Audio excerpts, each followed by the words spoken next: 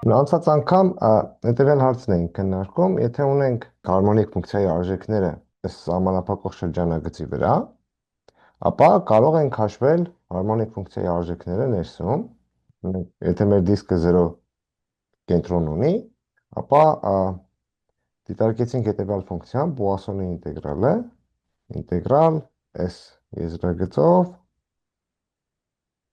այսինքն այս եզրագիծը կարող ենք պարամետրիզացնել որպես, ասենք թե ընդհանրենք շարավիղներ 1 են, էական բան չի փոխում, միշտ կարելի է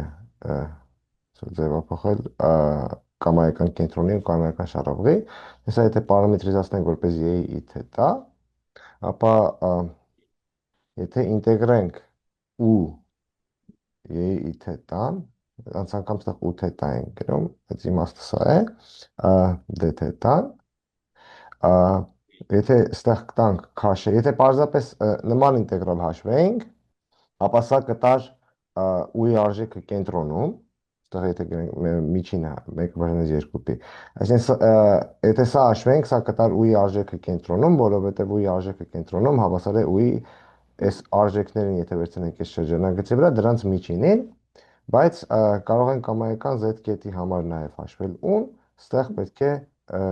ճշգրտում մտցնենք, բազմապատկենք y-ի թետա գումարած z բաժանած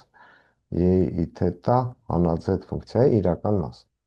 Սա կոչվում է Պուասոնի ինտեգրալ, ու մի բան, որ հեշտ է նկատել, այն է, որ եթե այստեղ ու-ի փոխարեն այստեղ վերցնենք կամայական ֆունկցիա, որ ասենք այնպեսին, որ այս ինտեգրալը սահմանված լինի, ապա այստեղ կստանանք էլի հարմոնիկ ֆունկցիա, ու անցած անգամ տեսանք, որ այն բոլոր կետերում, որտեղ ուն անընդհատ է, այս բանաձևով սահմանված հարմոնիկ ֆունկցիան կձգտի ու-ի արժեքին այդ կետում։ Այսօր սրա մի կարևոր կիրառություն կդիտարկենք,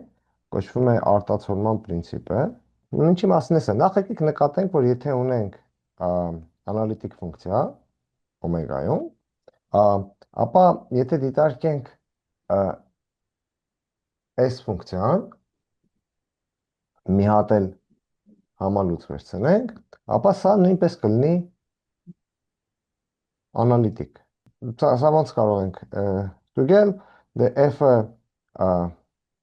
ասենք թե եթե ունենք f-ը հավասար է ու ասենք xy գումարած v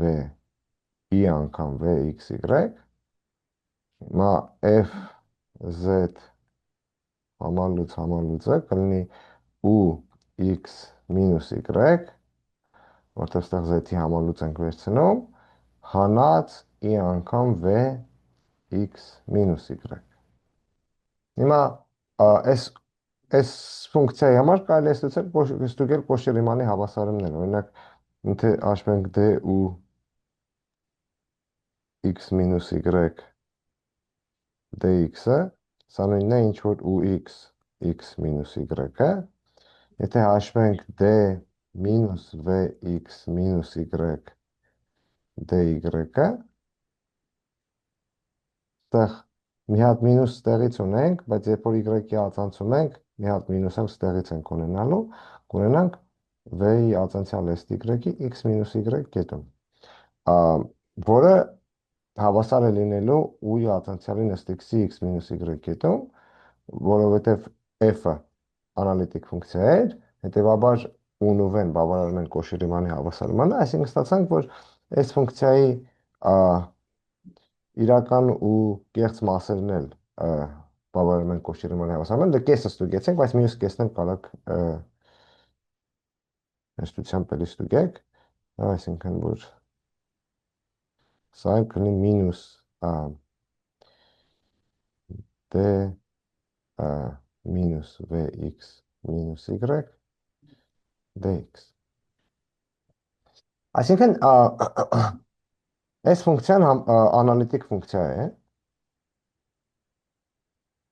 Հիմա եթե դիտարկենք fz հանած այս ֆունկցիան, սա նույնպես կլինի անալիտիկ։ Հա, ու ընդհանրապես եթե վերցնենք Ամ, Եթե ինչ-որ մի հատ տիրույթ ունենանք օմեգա, ու սրա վրա ունենք մեր անալիտիկ ֆունկցիան, ա, եթե դիտարկենք այս մյուս ֆունկցիան, որն է այս ֆունկցիայի սահմանման տիրույթը, որպեսզի սա իմաստ ունենա, պետք է f-ը այս կետում իմաստ ունենա, բայց եթե f-ը սահմանված է, երբ որ z-ը պատկանում է օմեգային, ուրեմն մեզ այստեղ պետք է, որ z-ի համալուծը լինի օմեգայից, այստեղ պետք է, որ z-ի համալուծը լինի օմեգայից, այսինքն պետք է, որ z-ը լինի օմեգայի համալուծից։ Այսինքն, եթե օրինակ, ասենք, այստեղ իրական առանցքը լիներ, ապա fz ֆունկցիան անալիտիկ ֆունկցիա էր այս տիրույթում, բայց այս մյուս ֆունկցիան, որ գրել ենք, ինքը անալիտիկ կլինի, ասենք նման այս տիրույթում։ Հետևաբար, եթե վերցնենք, օրինակ, մի այնպիսի տիրույթ, եթե ունենք այնպիսի մի տիրույթ, որը սիմետրիկ է իրական առանցքի նկատմամբ, եթե վերցնում ենք իր համալուծ կետերը, իրան պատկանող կետերի համալուծ կետերը, դա նույն բազմությունն է ստացվում, այսինքն կստանանք, որ fz-ն էլ ու f այս մյուսն էլ երկուսն էլ անալիտիկ են օմեգայի վրա, հետևաբար իրենց տարբերությունն է։ Եթե ունենք նման մի օմեգա, որը սիմետրիկ է, եկեք դիտարկենք այս մասը, որ իրա միջի իրական թվեր, այս եկեք դիտարկենք օմեգա հատած իրական առանցքը։ Սա կլինի ինչ-որ ինտերվալների միավորում։ Հիմա ենթադրենք, ասենք ստեղ մի կտոր կա, այս ասենք կարող էր, նախ մենք չենք ենթադրում, որ օմեգան կապակցված է, այսինքն կարող է սենց լիներ, կամ նույնիսկ եթե կապակցված կարող էր կապակցված է լինել, բայց միակապ չլներ, ասենք արդյունքում ասենք կարող էր այս մասը բացակայել իրանից, կարող է մեր օմեգան սա լիներ,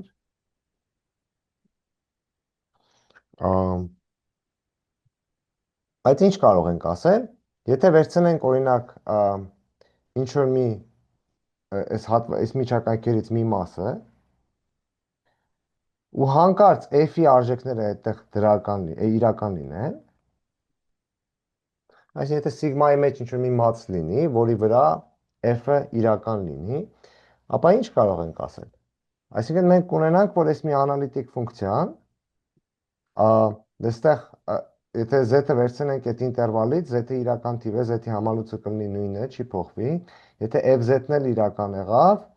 fz-ի համալուծն էլ կլինի նույնը, այսինքն այս համալուծները կարող ենք ջնջել, այսինքն ստեղ լինում է fz հանած fz, սա կլինի 0, այսինքն ստացանք, որ այս մեր անալիտիկ ֆունկցիան 0 է մի ինտերվալի վրա, հետևաբար այդ անալիտիկ ֆունկցիան ամենուրեք է 0, ամբողջ օմեգայի վրա։ Այսինքն, ունենանք, որ fz-ը հավասար կլինի f սրան, այսինքն սա ինչ է նշանակում, եթե հիմա իրական ու կեղծ մասերի մասը դիտարկենք, կտեսնենք, որ uz-ը հավասար է uz համալուծին, իսկ vz-ը հավասար է մինուս vz համալուծին։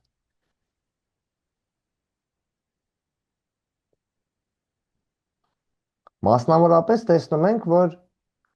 եթե նման իրավիճակում ենք, ապա եթե ունենք ու-ի v-ի արժեքները այս վերևի կեսում, ապա դրանք որոշում են ու-ի v-ի արժեքները ներքևում։ Այսինքն մասնավորապես տեսնում ենք, որ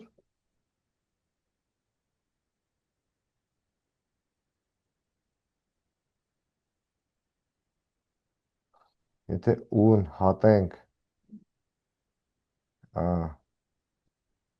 այս կիսահարթության հետ, ապա սրանք որոշում են, եկեք սենց գրեմ,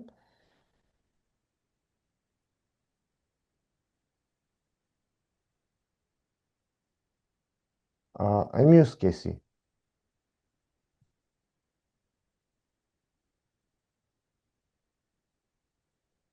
Վրա ու ի վեի արժեքները։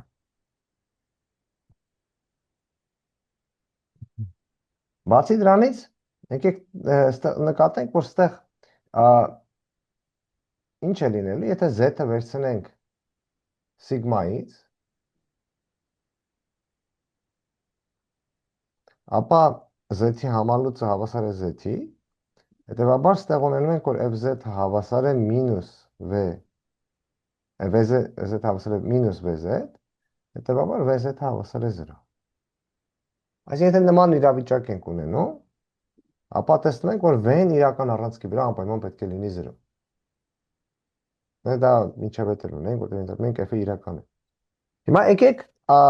սկսենք դրանից։ Ուրեմն ինքնուրույն ունենք մի հատ տիրույթ,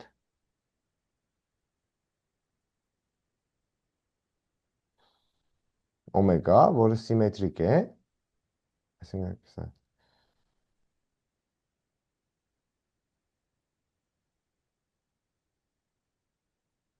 իրական առանցքի նկատմամբ, եկեք իրա կեղծ մասը դրական մասը վերցնենք,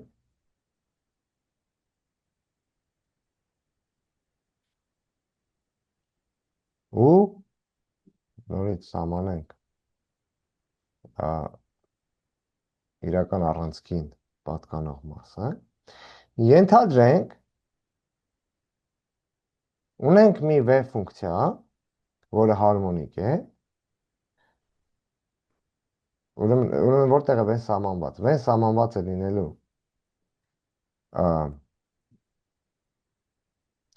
այս օմեգա պլյուսի սիգմայի վրա, այսինքն հիմա ունենք մեր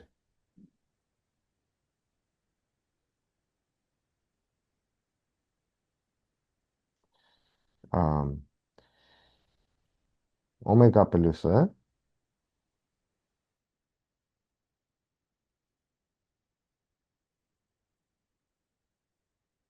ունենք մեր սիգման,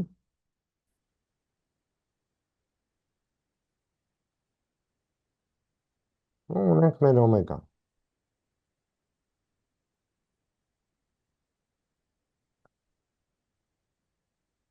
Ենթադրենք ունենք v անընդհատ ֆունկցիա սահմանված այս վերևի մասում, որը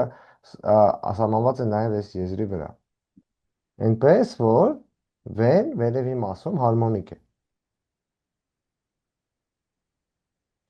Ուրեմն continuous անընդհատ ֆունկցիա է այստեղ, հարմոնիկ է այս ներսում,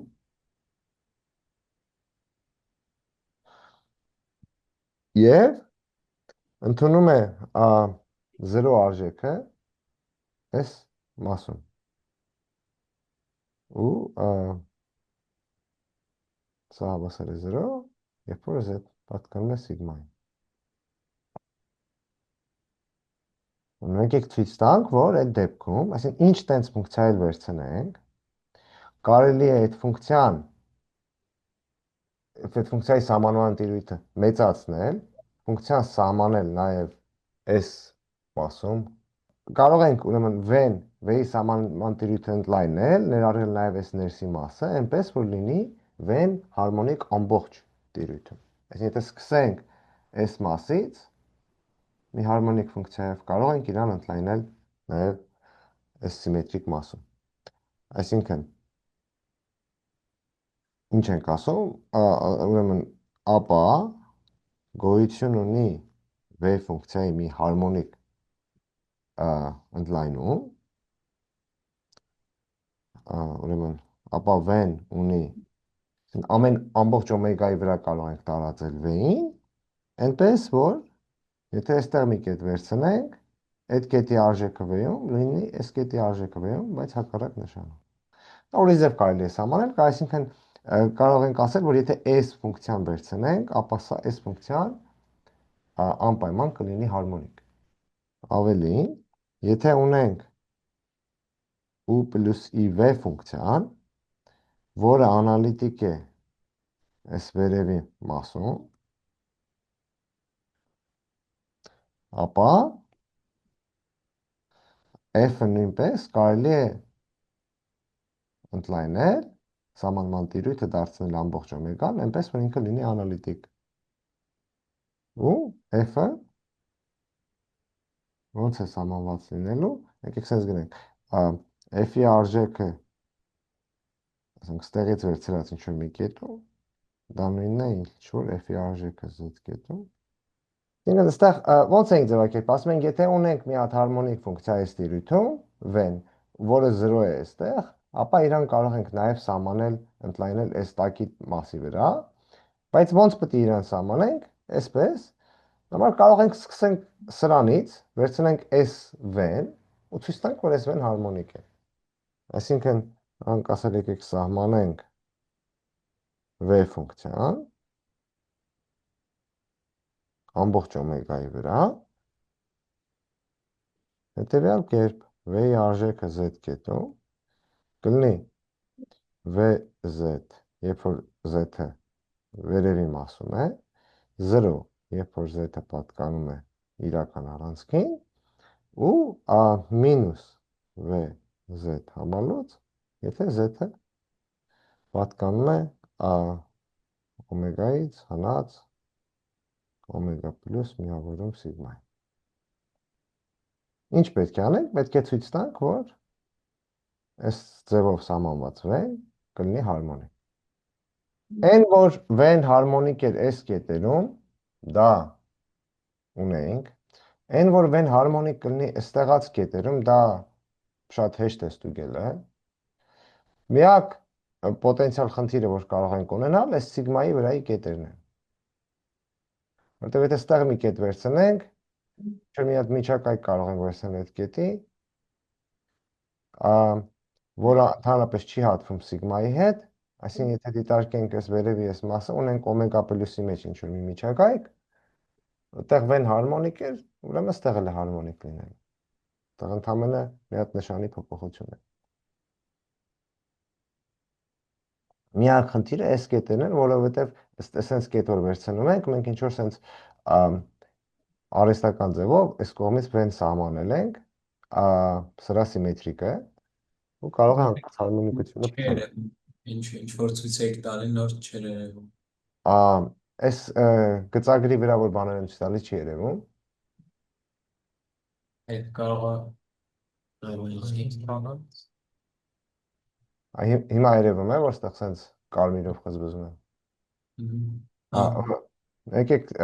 նորից բան անեմ, ուրեմն եթե վերցնենք այստեղ մի կետ, ինչ կարող ենք ասել, եթե այստեղ մի կետ վերցնենք, այս կետի շուրջ կարող ենք վերցնել մի հատ փոքր շրջան, որը ամբողջությամբ այս մասում է, այս առանցքի հետ չի հատվում։ Այսինքն եթե նման մի շրջան վերցնեմ, դրա համալուծը այստեղ կլինի ամբողջությամբ օմեգա պլյուսի մեջ, օմեգա պլյուսի մեջ գիտենք, որ v-ն հարմոնիկ է, հետևաբար նաև այստեղ կլինի այս մեր սահմանած ֆունկցիան հարմոնիկ։ Միակ խնդիրը, որ կարող է առաջանա, դա այս իրական առանցքի վրայի կետերի վրա է։ Կետերի մոտ եմ, որ կարող է խնդիր առաջանալ, որտեղ եթե այստեղ եմ կետ վերցնում, ապա ինչ ենք արել։ Այստեղ ունենք մեր v ֆունկցիան, այստեղ սահմանել ենք այդ ֆունկցիայի ինչ-որ ձևով սիմետրիկ ֆունկցիան, ու կանխավ պարզ չի, թե ինչի այդ ձևի սահմանված ֆունկցիան այս կետում պետք է լինի հարմոնիկ։ Այս առանցքի վրա պետք է լինի հարմոնիկ։ Միակ խնդրահարույց, պոտենցիալ խնդրահարույց կետերը լինելու են այս իրական առանցքի վրայի կետեր։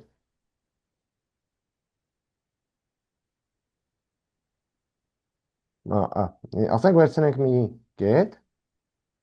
ուրեմն իրական առանցքի վրա, ասենք x0, Վերցնենք մի փոքր շրջան, որը ամբողջությամբ օմեգայի մեջ է։ Մեր օմեգան բաց բազմությունն է, հետևաբար եթե x0-ն պատկանում է օմեգային, մի շրջան կա, որ պատկանում է ամբողջությամբ օմեգային։ Լավ, հիմա այս ամբողջ դիսկը պատկանում է օմեգային։ Եկեք վերցնենք այս v-ի արժեքները սրա վրա ու դրանով սահմանված Պուասոնի ինտեգրալը։ Այսինքն v-ն այստեղ կլինի ինչ որ մի անընդհատ ֆունկցիա,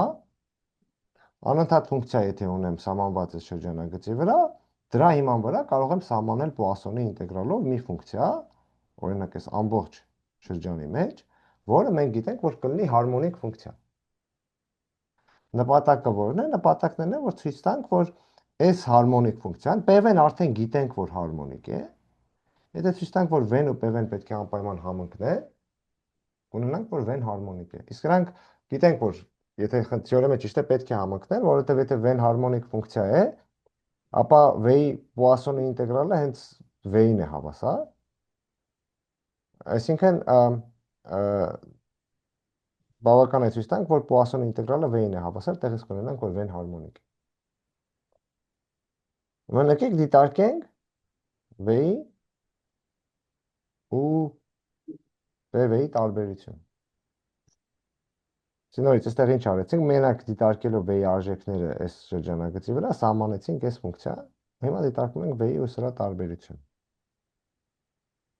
Նախ մենք գիտենք, որ v-ն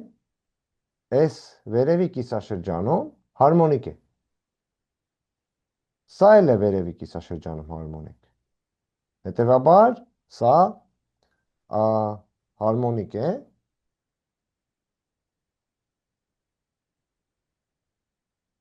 այս վերևի կիսաշրջանում։ Բայց սրա մասին նաև ինչ կարող ենք ասել, որ սա PV-ն ձգտում է PV-ն հարմոնիկ ֆունկցիա է, եթե v-ն այստեղ անընդհատ ֆունկցիա է, մեր ենթադրությամբ, p-ի արժեքները կձգտեն v-ի արժեքներին այս կետերում։ Շեք, Պուասոնի ինտեգրալը ձգտում է եզրագծի կետերին, այն բոլոր կետերում, որտեղ ֆունկցիան անընդհատ է, մեր v-ն այստեղ բոլոր կետերում անընդհատ է, հետևաբար p-ն կձգտի այդ կետերին, v-ի արժեքին այդ կետերին, իսկ հետևաբար երբ որ դիտարկենք այս ֆունկցիայի արժեքները այս եզրագծի վրա, ունենանք 0։ Բացի դրանից ինչ ունենք? Ունենք, որ v-ն այստեղ 0 է։ Այս տրամագծի վրա v-ն 0 է։ Հիմա եթե ցույց տանք, որ PV-ն էլ պետք է անպայման 0 լինի այս տրամագծի վրա, ապա ինչ կունենանք? Կունենանք, որ այստեղ ունենք մի հարմոնիկ ֆունկցիա, որը 0 է եզրագծին, բայց օգտագործելով մինիմումի մաքսիմումի պրինցիպը, դրանից կարող ենք եզրակացնել, որ այդ հարմոնիկ ֆունկցիան այս ամբողջ ներսում պետք է լինի 0։ Եվ եթե եզրագծին 0 եղավ, ապա պետք է նաև ներսում 0 լինի։ Մինիմում մաքսիմում պրինցիպից ելնելով։ Դեռ բանը կարող ենք անել այս ներքևի մասում։ Այսինքն եկեք այս պահին փորձենք հաշվենք PV-ի արժեքները տրամագծի վրա։ Մենք ուզում ենք հաշվենք PV-ի արժեքը տրամագծի վրա։ Եթե մի հատ z կետ վերցնեմ, ինչի է հավասար PV-ի արժեքը z-ի համալուծ կետում։ Սա լինելու է 1 բաժանած 2π ինտեգրալ 0-ից 2π իրական մաս y-ի թետա գումարած z-ի համալուծ բաժանած y-ի թետա հանած z-ի համալուծ v թետա d թետա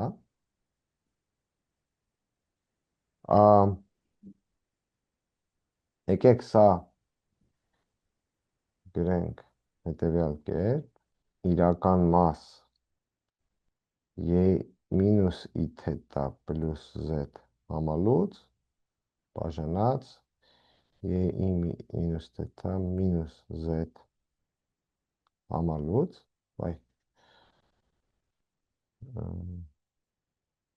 համալուծ այստեղ կարող եմ այս համալուծները ընդհանուր դնել այստեղ էլի որ գրում եմ v թետայի նկատի ունեմ v y-ի մինուս i թետա եւ v-ի i թետա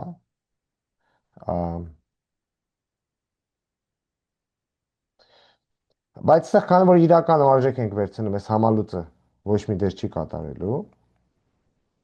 սա կարող ենք ինտեգրալ 0-ից 2 պի, սա կարող ենք ջնջել։ Հիմա այստեղ թետան փոխարինենք մինուս թետայով, ինչ կունենանք, իրական մաս, i թետա գումարած z, բաժանած i թետա հանած z, այստեղ պետք է գնեմ v մինուս թետա, մինուս d թետա, բայց v մինուս թետան դա v թետային է հավասար, ըստ սահմանման, այսինքն սա եղավ նույնն է, ինչ որ ինտեգրալ 0-ից 2 պի, իրական մաս, i թետա պլյուս z, բաժանած i թետա մինուս z, v թետա d թետա, միայն թե ստեղ երբ որ թետան գնում էր 0-ից 2 պի, մինուս թետան կգնար 2 պիից 0, այսինքն եթե ուզում եմ նորից 0-ից 2 պի լինի ինտեգրալը, այստեղ մի հատ մինուս է առաջանալ, այստեղ կունենանք մինուս, սա ունեցանք մինուս PVZ։ Մասնավորապես տեսնում ենք, որ եթե Z-ը իրական է, PVZ համալուծը աստորեն հավասար է մի կողմից մինուս PVZ-ի, բայց մյուս կողմից էլ սա կլինի PVZ, հետևաբար PVZ-ը հավասար է 0, եթե Z-ը իրական է։ Այսինքն ինչ ունեցանք։ Այսինքն ունեցանք, որ V հանած PV-ն հարմոնիկ ֆունկցիա է այս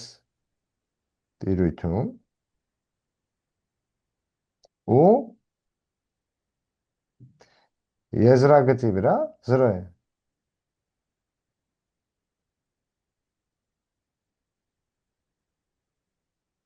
Հետևաբար V հանած PV-ն հավասար է 0 ամենուրեք։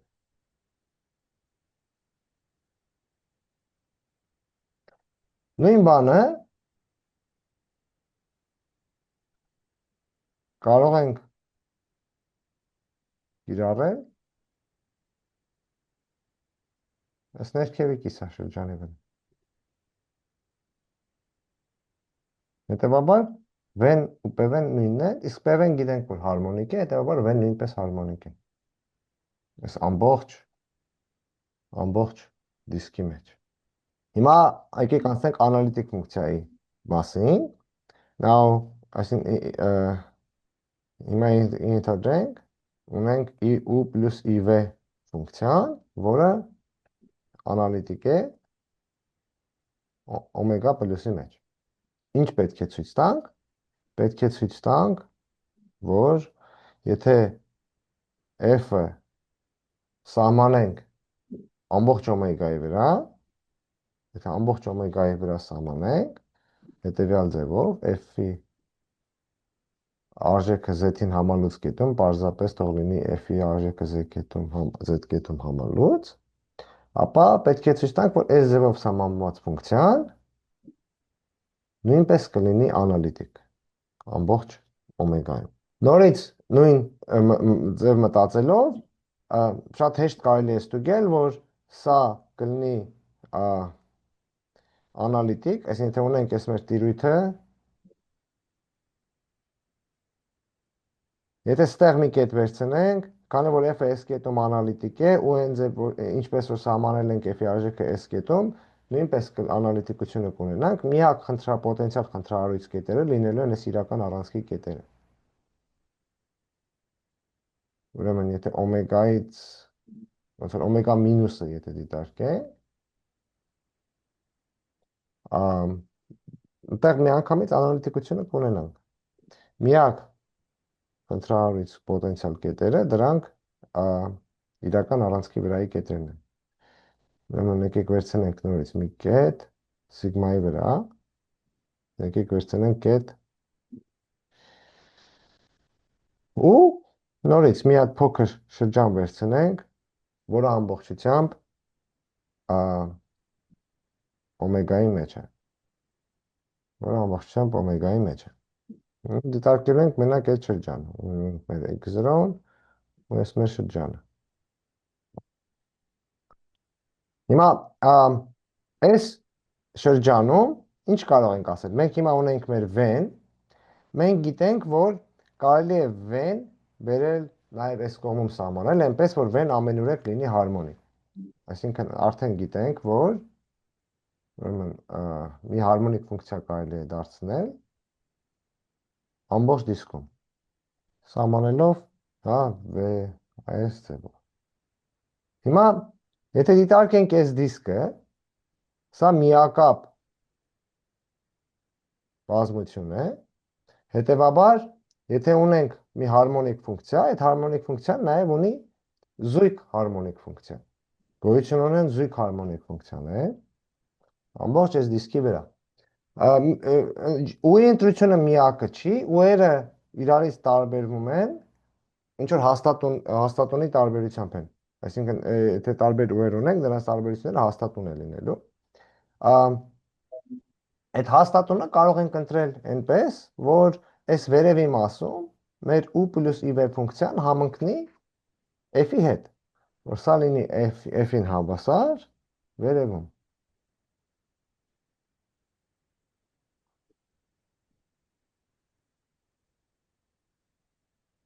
Այսինքն հիմա այս պահին մենք արդեն ունենք մեր U-ն սահմանված ամբողջ տիրույթում, գիտենք, որ U-ն հարմոնիկ է, ու այնպիսին, որ U + IV-ն հավասար է f-ի։ Պարզապես ուզում ենք ցույց տանք, որ հենց այս U-ն, որ վերցրել ենք, այս U-ն ունի այն հատկությունը,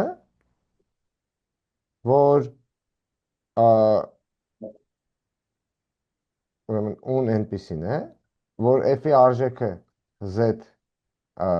ոնց որ U + IV-ի արժեքը z համալուծ կետում, դա նույնն է, ինչ որ U + IV-ի արժեքը z կետում համալուծ։ Այսինքն պետք է ցույց տանք, որ այս ձևով վերցրած U ֆունկցիան կբավարարի այս հավասարման։ Մենք արդեն ունենք մեր անալիտիկ ֆունկցիան ամբողջ դիսկի մեջ, պարզապես պետք է ցույց տանք, որ այդ անալիտիկ ֆունկցիան ունի այս հատկությունը։ Եկեք նորից ինչպես v-ի դեպքում դիտարկենք այս տարբերությունը։ UZ հաց UZ համալուծ։ Նորից, քանի որ այս երկուսն էլ հարմոնիկ ֆունկցիաներ կլինեն, հետևում է U-ն նույնպես հարմոնիկ է։ Եթե z-ը վերցնենք իրական, կունենանք, որ U-ն 0 է, այսինքն եթե տրամագծի վրա վերցնենք մեր z-ը, ապա U-ն կլինի 0։ Հետևաբար, եթե վերցնենք U-ի ածանցյալը ըստ x-ի, ապա սա կլինի 0, էլի այս տրամագծի վրա։ Եթե հաշվենք U-ի ածանցյալը ըստ y-ի, դե մեծատար U-ն կարող ենք փոքրատար U-ի միջոցով գրել, սա կլինի փոքրատար U-ի ածանցյալը ըստ y-ի, հանած, սրա ածանցյալը ըստ y-ի կլինի մինուս du dy, այսինքն կլինի 2 հատ du dy, իսկ քանի որ U-ն հարմոնիկ է, U-ն ու V-ն իրար զույգ հարմոնիկ ֆունկցիաներ են, սա կարող ենք գրել V-ի միջոցով, բայց V-ն իրական առանցքի վրա 0 է, հետևաբար սա նույնպես կլինի 0։ Հիմա եկեք դիտարկենք հետևյալ ֆունկցիան։ Եթե ունենք կամայական հարմոնիկ ֆունկցիա, այդ հարմոնիկ ֆունկցիայից կարող ենք սարքել մի անալիտիկ ֆունկցիա հետևյալ կերպ։ Եկեք վերցնենք du dx հանած i անգամ du dy։ Սա կլինի անալիտիկ ֆունկցիա։ Եթե հարմոնիկ ֆունկցիա ենք վերցնում, միշտ կարող ենք նման ձևով անալիտիկ ֆունկցիա ստանալ։ Բայց այս մեր անալիտիկ ֆունկցիան այս տրամագծի վրա կլինի 0։ Հետևաբար ինքը ամենուրեք է 0։ Հետևաբար U-ն հաստատուն է։ Բայց U-ն 0 էր տրամագծի վրա, հետևաբար U-ն 0 է։ Այսինքն ստացանք, որ U-ի արժեքը S կետերում համարսար է ու-ի արժեքին Z կետում։ Այսինքն ինչ ապացուցեցինք։ Ապացուցեցինք, որ եթե ունենք իրական առանցքի նկատմամբ ինչ որ մի սիմետրիկ տիրույթ, ուրեմն եթե օմեգան սիմետրիկ է իրական առանցքի նկատմամբ, ու եթե ունենք մի f ֆունկցիա, որը իրական առանցքի վրա իրական արժեքներ է ընդունում, ու f-ը անալիտիկ է դրական մասում, կեղծ մասը դրական մասում, այսինքն վերևի կիսահարթությունում, ապա եթե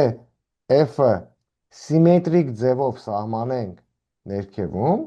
ապա ամբողջ այս հարթությամբ, ամբողջ այս տիրույթում f-ը կլինի անալիտիկ։ Այստեղ առանց շատ չարչարվելու կարելի է այս իրական առանցքները փոխարինել կամայական շրջանագծերով։ Այսինքն պնդումը որն է։ Պնդումը հետևյալն է, որ եթե ունենք մի օմեգա տիրույթ, եթե օմեգան, որը սիմետրիկ է, սեղ ասում ենք սիմետրիկ է իրական առանցքի նկատմամբ, հիմա ընդհանրապես հարկ է լինելու ունենանք սիմետրիկություն կամայական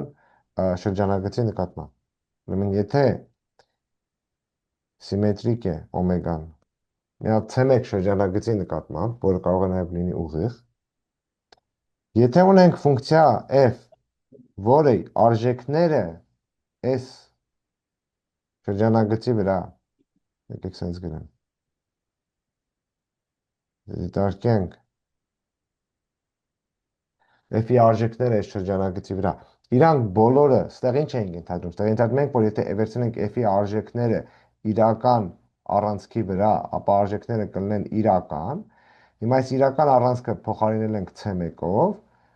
Այսինքն հիմա ասել ենք, եթե f-ի արժեքները C1-ի վրա իրական են, այս իրականները կարող ենք փոխարինել C2-ով, f-ը անալիտիկ է օմեգա պլյուսի մեջ, ապա ինչ կարող ենք անել։ Կարող ենք f-ը սիմետրիկ ձևով սահմանել, սիմետրիկ ձևով սահմանենք օմեգայի վրա, այսինքն ինչ պետք է անենք։ Եթե վերցնենք f-ի արժեքը, եթե վերցնենք, այսինքն ստեղ ունենք մեր օմեգան, որը մի հատ շրջանագծի նկատմամբ սիմետրիկ էր, սա օմեգա պլյուսն է, f-ը սահմանված է այստեղ, հիմա ուզում ենք f-ը սահմանենք նաև այս կետում, ինչ պետք է անենք։ Եթե այստեղ կետ վերցնեմ, քանի որ օմեգան սիմետրիկ է այս շրջանագծի նկատմամբ, եթե վերցնենք այս z կետի սիմետրիկ կետը այս շրջանագծի նկատմամբ, դա կլինի օմեգա պլյուսի մեջ, կամ կարանք հակառակ ձևով դիտարկենք, եթե վերցնենք այստեղ z կետ, վերցնենք c1-ի նկատմամբ իր սիմետրիկը, այդ կետում ոնց պետք է սահմանենք f-ի արժեքը, այսինքն ինչ ենք ասենք, f-ի արժեքը հետևյալ կետում, այն կետում, որը սիմետրիկ է ըստ C1-ի, սա եթե սահմանենք հետևյալ կերպ, այստեղ Z վերցրեցինք ըստ C1-ի իր սիմետրիկ կետի, հիմա f-ի արժեքը ստեղ ենք ուզում սահմանենք, այն նախորդ դեպքում ոնց էինք սահմանել, վերցրել էինք f-ի արժեքը Z կետում ու համալուծ էինք վերցրել, բայց համալուծը ինչ է նշանակում, համալուծ նշանակում է սիմետրիկ իրական առանցքի նկատմամբ, Նեղ դա իմաստ ուներ, որտեղ մենք f-ի արժեքները ենթադրում ենք, որ այս եզրագծի վրա իրական են, բայց հիմա ենթադրում ենք, որ f-ի արժեքները այստեղ C2-ին են պատկանում, այսինքն հիմա պետք է վերցնենք fz-ի սիմետրիկը C2-ի նկատմամբ։ Այսինքն այստեղ պետք է գրենք fz-ի սիմետրիկ կետը ըստ C2-ի։ Այսինքն եթե սահմանենք f ֆունկցիան նման կերպ, ապա կունենանք անալիտիկ ֆունկցիա ամբողջ օմեգայի վրա։ Կամ կարելի է սա ապացուցել լրիվ ուղիղ ձևով նախորդ ապացույցը կրկնելով, այսինքն կամ կարելի է օգտագործել գծային կոտորակային գծային ձևափոխությունը։ Մի հատ վերևի մասից կարող եմ հարց տալ։ Okay. Այստեղ համել չի ստացվում, որ f-ի ածանցյալը սիգմայի վրա պիտի իրական լինի։ Դե հա, f-ը քանի որ սիգմայի վրա իրական արժեքներ են ընդունում, f-ի ածանցյալը հաշվելուց կարող ենք ինչ-որ ուղղությամբ ածանցյալը հաշվել։ Եթե իրական առանցքի ուղղությամբ ածանցյալը հաշվենք, կլինի իրական։ Մեկ էլ սկզբում f-ի ածանցելիությունը այդ օմեգա պլյուս միավորած սիգմայի վրա դեռ չունենք, չէ՞։ Չէ, որը չենք էլ կարող ունենալ, որովհետև ինչ է նշանակում օմեգա պլյուս միավորում սիգմայի վրա ածանցելիություն, մենք ածանցելիությունը ո՞նց ենք սահմանում։ Մի կողմանի ածանցելիություն չենք սահմանում կոմպլեքս, չենք սահմանում կոմպլեքս ֆունկցիայի համար։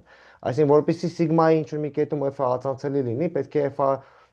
ածանցել, այսինքն պետք է այդ կետը ինչ-որ միջակայք ունենա, որ այդ միջակայքում f-ը ածանցելի լինի, իսկ եթե սիգմայի վրա ինչ-որ մի կետ վերցնեմ, այդ կետի միջակայքը արդեն կպարունակի կետեր օմեգա մինուսից, իսկ մենք չունենք, որ f-ը այդտեղ սահմանված է անալիտիկ ֆունկցիա է։ Հա, Այսինքն այս լավ, ամբողջ իրականում ամբողջ խնդիրը սիգմայի կետերն են։ Այսինքն, եթե սիգման անտեսենք, եթե օմեգայից սիգման հանենք,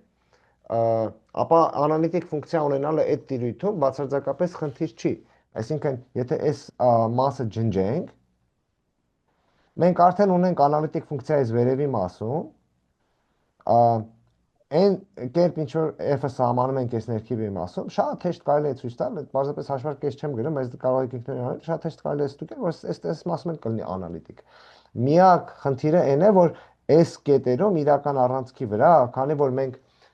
սիմետրիայով ենք սահմանում մեր ֆունկցիան, բարձ չի թե ինչի այդ սիմետրիայով սահմանված ֆունկցիան իրականում այս կետերում կլինի ածանցելի։ Այսինքն ամբողջ էությունը իրականում կարելի ասել հենց այս սիգմայի վրա կետերում f-ի ածանցելիությունն է, հա։ Մեկ էլ որ սիգման մի կետ լինի, այդ ինչ որ խնդիր Սիգման մի կետ չի կառաջի։ կարող լինի, որովհետև մեր օմեգան մենք միշտ դիտարկում ենք որպես բաց բազմություն, իսկ եթե սիգման ըստ մեր սահմանը ամբողջությամբ օմեգայի մեջ է, եթե սիգմայի մի կետ վերցնեմ, այդ կետը անպայման մի բաց միջակայք ունի, որը ամբողջությամբ պատկանում է օմեգային։ Ուրեմն ինչ որ ժամանակով եկեք հարմոնիկ ֆունկցիաներին մի կողմ դնենք, եկեք վերադառնանք մեր անալիտիկ ֆունկցիաներին։ Եկեք ուսումնասիրենք մեր անալիտիկ ֆունկցիաներին շարքերի միջոցով գրելու հարցը։ Ուրեմն առաջինը կդիտարկենք Թեյլորի շարքերը։ Ուրեմն թեորեմ, եթե ունենք մի անալիտիկ ֆունկցիա օմեգայում, եթե ունենք օմեգայից ինչ որ մի կետ, ապա եթե դիտարկենք այս կետում f ֆունկցիայի Թեյլորի շարքը, որը գիտենք, որ գոյություն ունի, որտեղ f-ը եթե անալիտիկ է, ապա անվերջ ածանցելի է, ապա f ֆունկցիան հավասար կլինի իր Թեյլորի շարքին, որտեղ եթե ունեմ իմ օմեգա տիրույթը, վերցրեցի մի z0 կետ, կամայական շրջան, եթե վերցնեմ, որը տեղավորվում է օմեգայի մեջ, այդ շրջանում f-ը հավասար կլինի իր Թեյլորի շարքին։ Այսինքն, ուրեմն մի բաց շրջանի մեջ, որը ամբողջությամբ օմեգայի մեջ է։ Այսինքն, եթե ստեղ մի հատ կետ վերցնեմ, այս կետի համար չեմ կարող ասել, որ f-ի արժեքը այս կետում հավասար է այս շարքին, որովհետև չեմ կարող z0 կենտրոնով մի շրջան գծել, որը ամբողջությամբ օմեգայի մեջ է, որը պարունակում է այս կետը։ Բայց ինչ կետ վերցնեմ, որը կարող եմ տեղավորել մի շրջանի մեջ, որը ամբողջությամբ օմեգայի մեջ է, այդ կետի համար կարող եմ ասել, որ f-ի արժեքը այդ կետում հավասար է Թեյլորի շարքի արժեքին, Թեյլորի շարքին, հա, z0 կետով Թեյլորի շարքին։ Բնականաբար, եթե այս կետը վերցնեմ, կարող եմ եթե այստեղ իրա Թեյլորի շարքը օրինակ դիտարկել, կամ եթե մոտակայքի մեկ ուրիշ կետի Թեյլորի շարք դիտարկեմ, այնպես որ այս մեր նոր կետը կարողանանք տեղավորել, այս մեր z կետը տեղավորենք այս մեր նոր կետով կենտրոնով շրջանի մեջ, ամբողջությամբ, որը ամբողջությամբ օմեգայի մեջ է, ապա այդ նոր Թեյլորի շարքին հավասար կլինի f(z)-ը։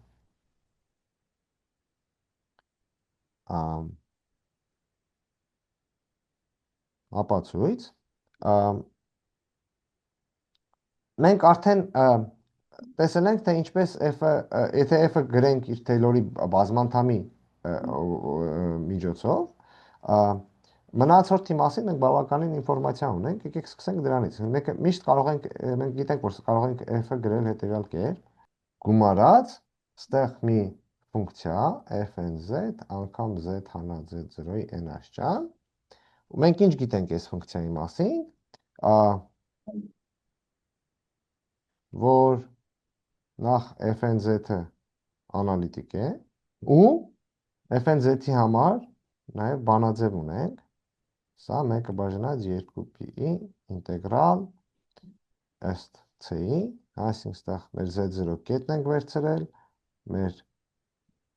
շրջանագից ենք վերցրել c0 կենտրոնով, այնպես որ այս ամբողջ շրջանը օմեգայի մեջ է, այսինքն սա պետք է ամբողջությամբ մեր պատկանի մեր օմեգային, ու եթե ինտեգրենք ըստ այս շրջանագծի վրա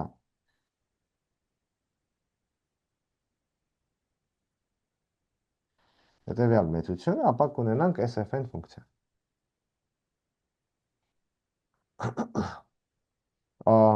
Մենք եթե փորձենք գնահատել fn-ի արժեքը, ինչ կարող ենք ասել, այսինքն մեզ fn-ը չի, մեզ սա է, այսինքն մենք որպեսզի ցույց տանք, որ այս շարքը ձգտում է fz-ին, պարզապես բավական է ցույց տալ, որ սա ձգտում է 0-ի։ Եկեք սա գնահատենք։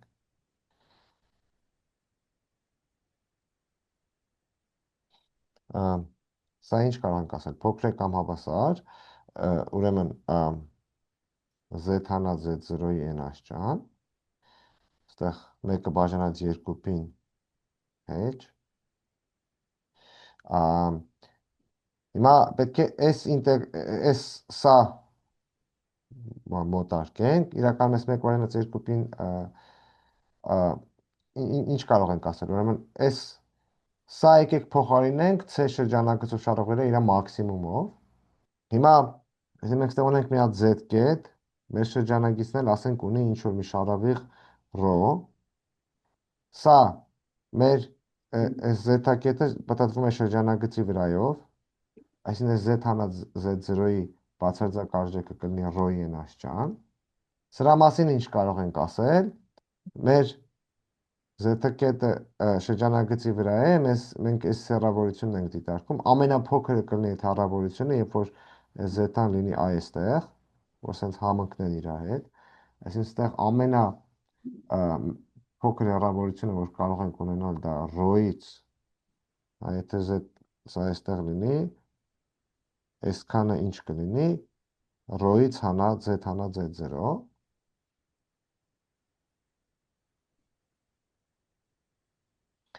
այսինքն, այս մեր միջի ինտեգրվող մեծությունը, եթե փոխարինենք այս հաստատունով,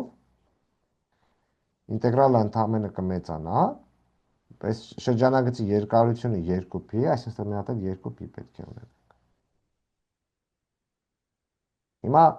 պասարան ինչ ունեցանք, սա ունեցանք մաքսիմումը վերցնենք f-ի արժեքը շրջանագծի վրա, բաժանած ρ-ից հանած z հանած z0-ի բացարձակ արժեք, անգամ z հանած z0-ի n աշճան, բաժանած ρ-ի n աշճան։ Դե սա 1-ից փոքր թիվ է, սա n-ից կախված չի, բայց սա ձգտում է 0-ի, երբ n-ը ձգտում է անվարձության, մասնավորապես նկատենք, որ այս զուգամիտումը կլինի հավասարաչափ։ Դե հավասարաչափ, այսինքն ինչ կարող ենք անել, կարող եք ասել ամբողջ դիսկում հավասարաչափ չլինի, որովհետև եթե z0-ն մոտենում է ρ-ի, սա ավելի դանդաղ է մոտենում, բայց եթե մի քիչ ավելի մեծացնենք, այսինքն եթե այս ρ-ն այնպեսին է, որ մի քիչ ավելի մեծ շրջանն է պետքանում օմեգայի մեջ, օմեգային, ապա զուգամիտությունը կլինի հավասարաչափ։ Կամ կարող ենք սենց ասել, որ եթե ρ-ն այնպեսին է, որ փակ շրջանը եթե փակ շրջանը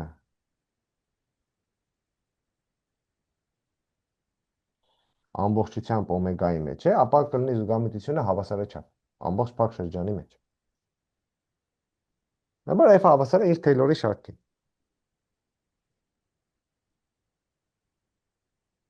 Հարցեր։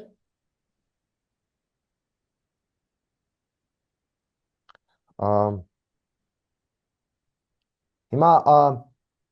եթե ունենք Taylor-ի շարքը, Taylor-ի շարքերի հետ աշխատելուց շատ հարմար է, ունենք եթե կարողանանք շարքերն ածանցել։ Եկեք դիտարկենք այդ հարցը։ Այսինքն, եթե ես ուզում եմ օրինակ հաշվել f-ի ածանցյալը, կարող եմ պարզապես սրանք ածանցել ու ստանալ f-ի արժեքը։ Եկեք ավելի ընդհանուր բան ապացուցենք։ Ուրեմն Weierstrass-ի թեորեմը,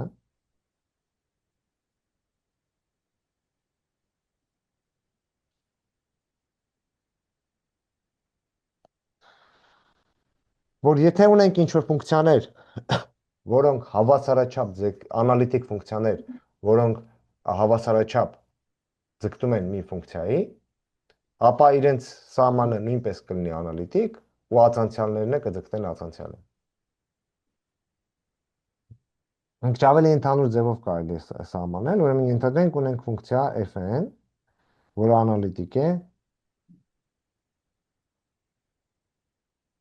օմեգային տիրույթում։ Ենթադրենք ունենք մի անալիտիկ ֆունկցիա,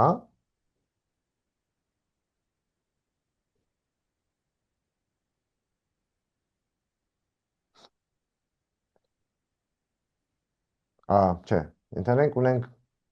մի ֆունկցիա,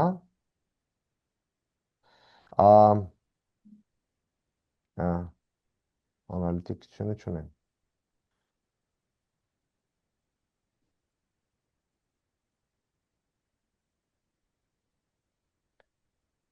Ենթադրենք օմեգան, այսինքն այս մեր տիրույթները սահմանման տիրույթները կարող են տարբեր լինեն, բայց ենթադրենք այնպիսին են, որ այսինքն եկեք sense գրեմ on a region օմեգա այնպիսին, որ ինչ կետեր վերցնենք օմեգայից, ի վերջո այս կետը բոլոր օմեգայիններին պատկանում է։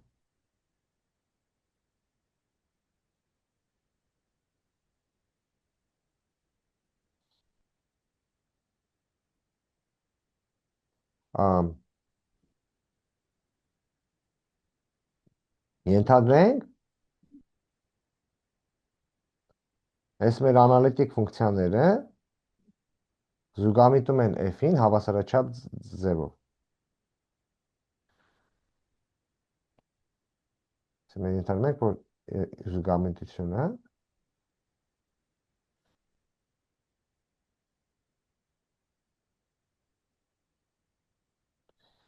օմեգայի կամայական կոմպակտ ենթաբազմություն վերցնելուց ունենք հավասարաչափ զուգամիտություն։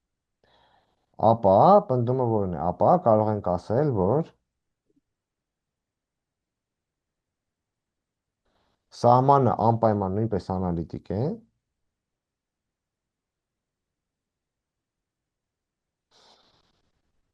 օմեգայում և սահմանի ածանցյալը կարելի է հաշվել ածանցյալների սահմանով։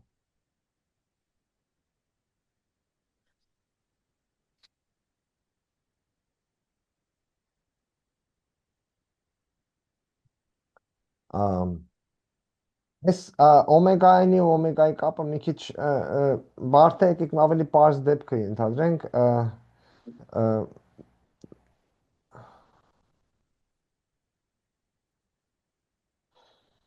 ենթադրենք այս տիրույթները գնալով մեծանում են, դա մի քիչ պարզացնում է,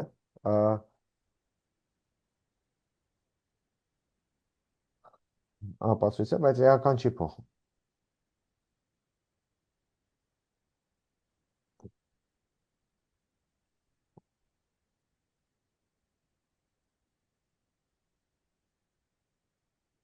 Եկեք վերցնենք անալիտիկությունը, դա ինչ որ կետի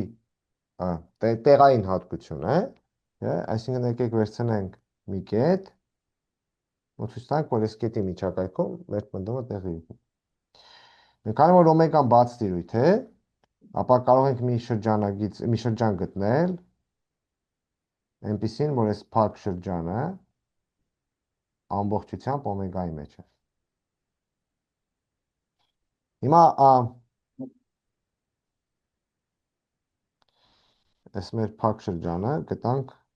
որ ամբողջությամբ օմեգայի մեջ էր, բայց սա կարող է այս նախորդ օմեգաների մեջ չլինել, բայց ինչ կարող ենք ասել։ Ստեղից ինչ z կետեր վերցնենք,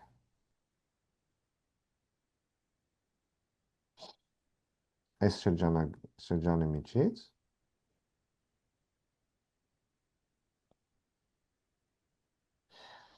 մի հատ գոյություն ունի n0, որ այս z-ը պատկանում է օմեգա n0-ին։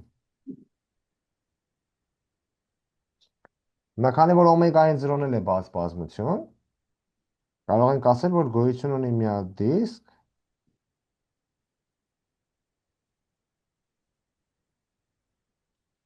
որը z կենտրոն ունի, որը ամբողջությամբ օմեգա n0-ի մեջ է։ Այսինքն ամեն մի կետի շուրջ ստեղ կարողացանք մի հատ շրջան գտնել, որ ամբողջությամբ օմեգաներից որևէ մեկի մեջ է։ Հիմա այս շրջանները, որ դիտարկենք, սրանք կտան մեր այս մեծ շրջանի բաց ծածկույթ,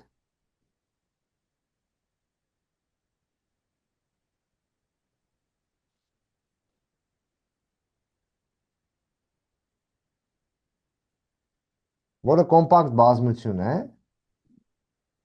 հետևաբար գոյություն ունի վերջավոր ենթածածկույթ։ Այսինքն ստեղ վերջավոր հատ դիսկ կարող էին գտնել, որ այս կետերի, որոնք ամբողջությամբ ծածկում էին։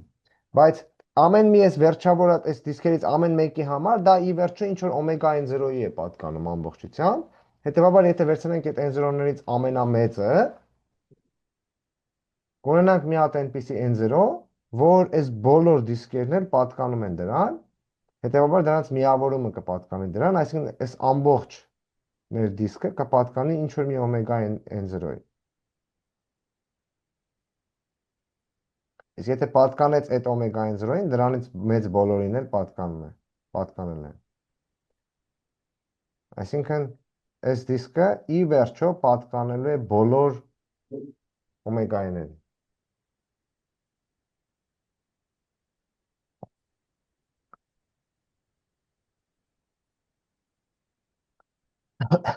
Նա սրանից հետո մենակ կետերները կդիտարկենք։ Հիմա ինչ ունենք։ Մեր fn ֆունկցիաները ունենք, Կոշի բանաձևով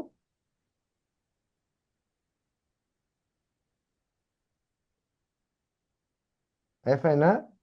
կարող ենք ներկայացնել որպես ինտեգրալ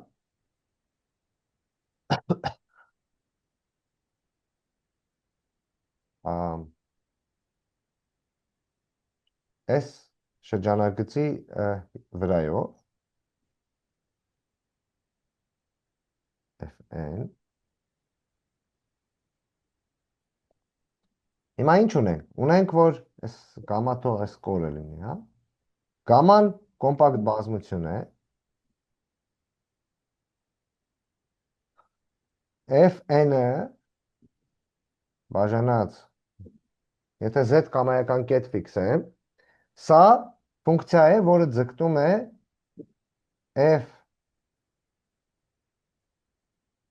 f-ին, բայց քանի որ սա կոմպակտ բազմություն է, այս շրջանագիծը, այս զուգամիտությունը կլինի հավասարաչափ, հետևաբար այս ինտեգրալն է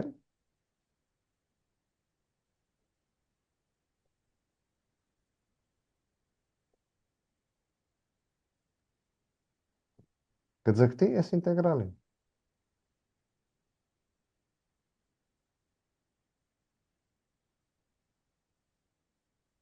Ստեղ դեզ չէ։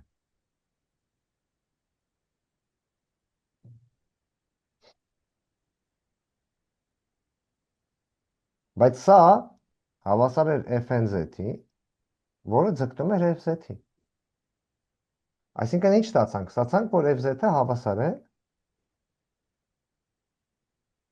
1 բաժանած 2 pi ինտեգրալ ըստ գամմայի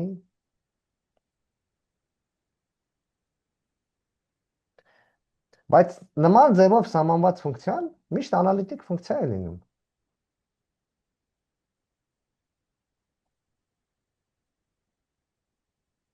Հետևաբար f-ը անալիտիկ է։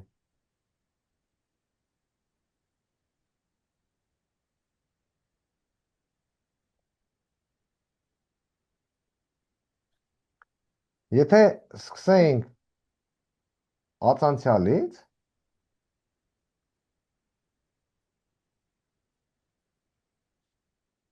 ածանցյալը նույնպես կարող ենք ինտեգրալի տեսքով գրել, ստեղ պարզապես հառակուսի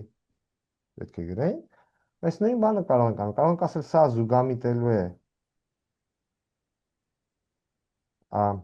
f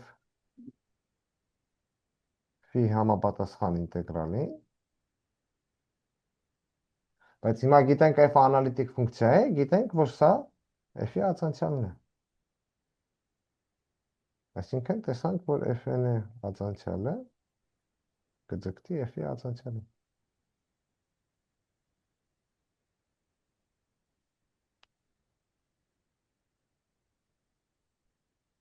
Մասնավորապես, ստեղից ինչ է հետևում,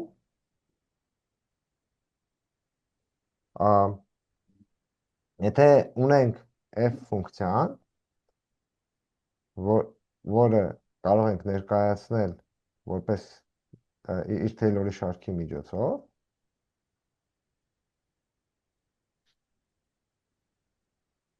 ապա,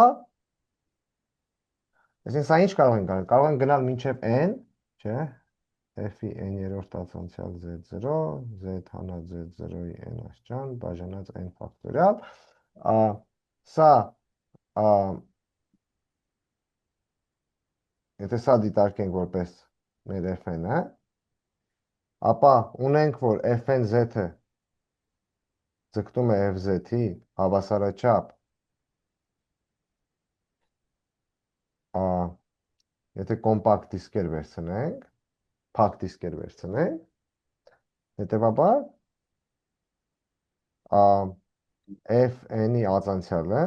կձգտի f-ի ածանցյալին։ Այսինքն դա իսկ f-n-ի ածանցյալը f-ը բազմանդամ է ըստ z-ի։ Այսինքն ինչ ենք տեսնում սրանից, որ f-ի ածանցյալը հաշվելուց կարող ենք պարզապես անդամ առ անդամ սրանք ածանցենք։ Այսինքն հետևանքը որն է, որ Թեյլորի շարքերը